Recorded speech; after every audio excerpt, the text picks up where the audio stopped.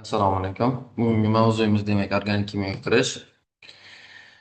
Xo'p, kimyo moddalari va ularning tuzilishi xossalarini va ularning o'zgarishi haqidagi fan hisoblanadi. Organik kimyo bo'lsa, demak, uglerodning boshqa elementlar bilan e, birikmalarini o'rganishga asoslangan fan hisoblanadi. Demak, bu yerda bir tarafdan olish mumkinki, organik kimyo bu uglerod kimyosi deb olib qarashsa ham bo'ladi.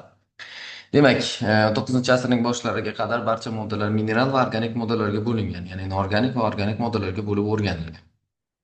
Demak, 1824-1828-yillarda birinchi marta noorganik moddalardan organik moddalarning sintezini, demak, Violer tasodifan karbamidni sintez qilish bilan boshlaydi. Ya'ni birinchi u karbamidni sintez qiladi, keyin oksalat kislotani sintez qiladi va undan keyin demak zinning sintezi, undan keyin Goldmanning sintezi va hokazo. Shu zaylda demak organik kimyo kirib kelish boshlanadi. Demak, bizda Kolbe, Betlo, Butler kabi olimlar, demak, rus olimlari, demak, italyan olimlari va hokazolar bular demak organik birikmani o'rganishda o'z katta hissasini qo'shgan, demak, ya'ni birinchi pioner kimiklarimiz deb qarasak bo'ladi. Demak, organik va noorganik moddalar o'rtasidagi farqlar birinchisi shundaki, organik moddalar ko'pchiligi molekulyar tuzilma hisoblanadi, noorganik moddalar bo'lsa ion yoki atom tuzilma hisoblanadi.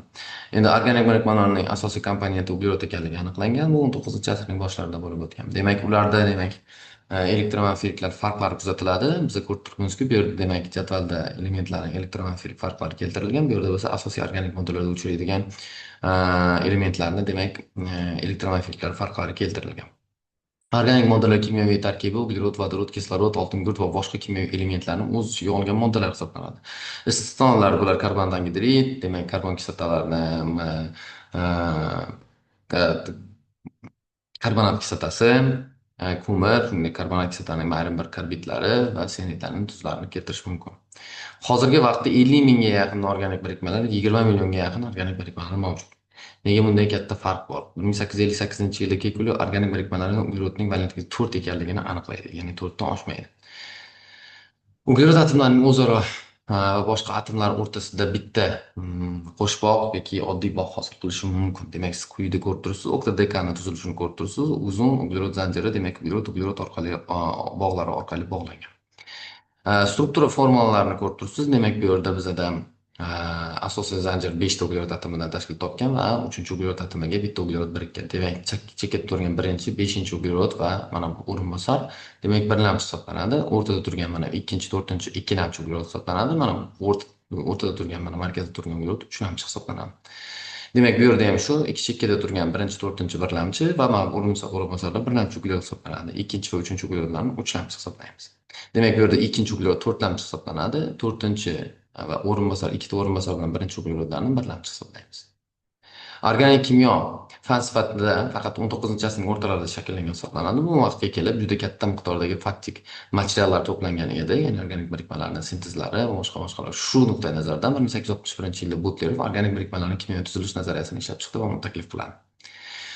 Demak, qoidalar quyidagilardan iborat. Har qanday moddalar molekulalari ma'lum kimyoviy tuzilishga ega, ya'ni tarkibiga kiruvchi elementlar atomlari o'zaro valentliklariga mos ravishda birma-bir bog'langan bo'ladi. Birikmalarda fizik-kimyoviy xossalar nafaqat molekula tarkibiga kiradigan atomlarning tabiatiga va ularning miqdoriga, balki ularning bog'lanish tabiatiga ham bog'liq bo'ladi. Moddalarning kimyoviy tuzilishi ularning xossalarini o'rganish orqali aniqlash mumkin yoki aksincha ularning tuzilishini bilish orqali ularning xususiyatlarini, xossalarini oldindan aniqlab berish mumkin.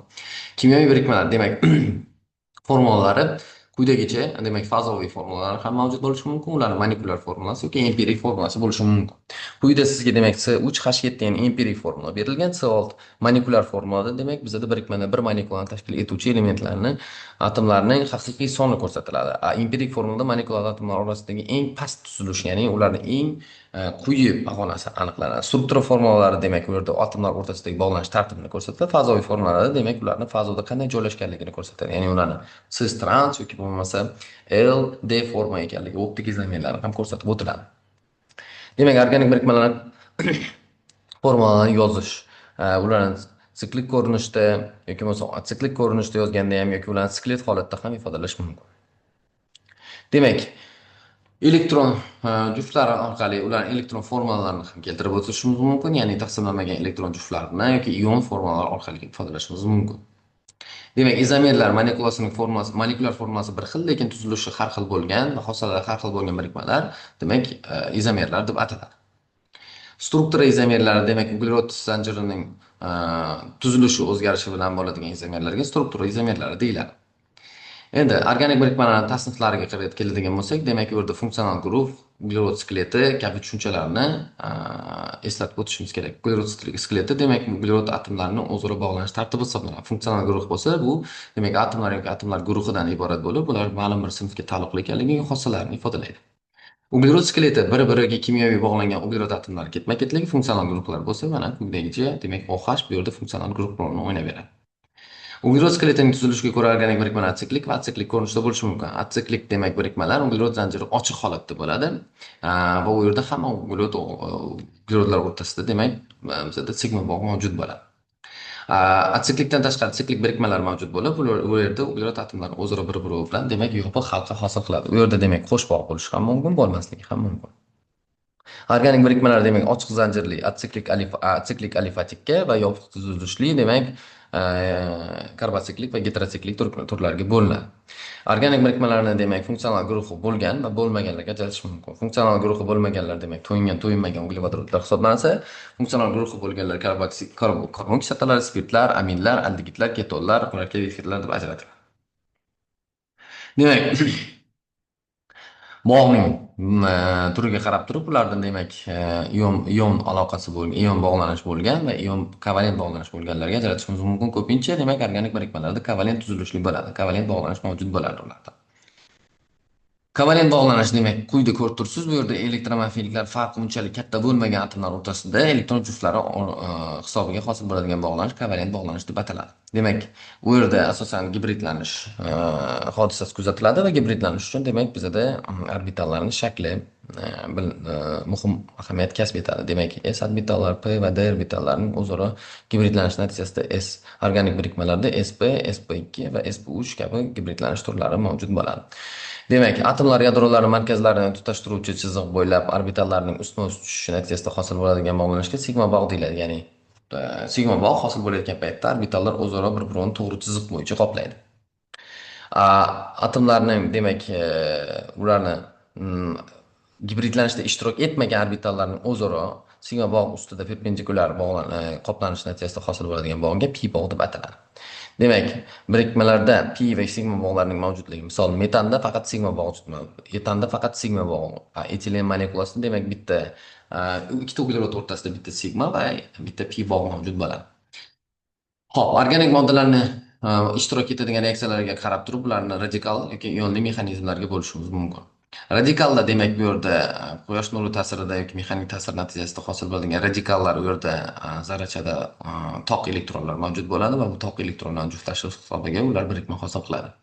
Ionli mexanizmda bo'lsa, demak bu yerda ion hosil bo'ladi. Ya'ni ion hosil bo'lishi uchun bitta atom o'zini elektronlarini yo'qotish kerak va bu zaryadlanish holatiga olib keladi. Radikal demak zaryadsiz zarracha hisoblanadi, ion bo'lsa zaryadli zarracha hisoblanadi.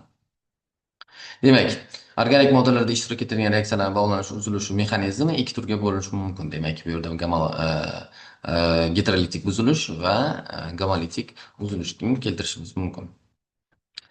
Xo'p, demak, organik moddalarda ishtirok etadigan bog'lanish uzilish mexanizmi ikki turga ajratdik. Demak, radikal yoki heterolitik, ya'ni ionli. Quyidagi reaksiyani siz ko'rishingiz mumkin. Bu yerda demak, karbon hosil bo'lishi bilan sodir bo'ladigan o'rin olish reaksiyalarini ko'rishingiz mumkin. Demak, bu yerda ion hosil bo'lgan va bu ionlar ishtirokida o'zaro ta'sirlash natijasida bizda demak 2 metil 2 brom 2 metil propan hosil bo'lish reaksiyasi keltirilgan. Demak, shu bilan bugungi leksiyamizga yakun yasaymiz. Keyingi leksiyalarimizgacha xayr.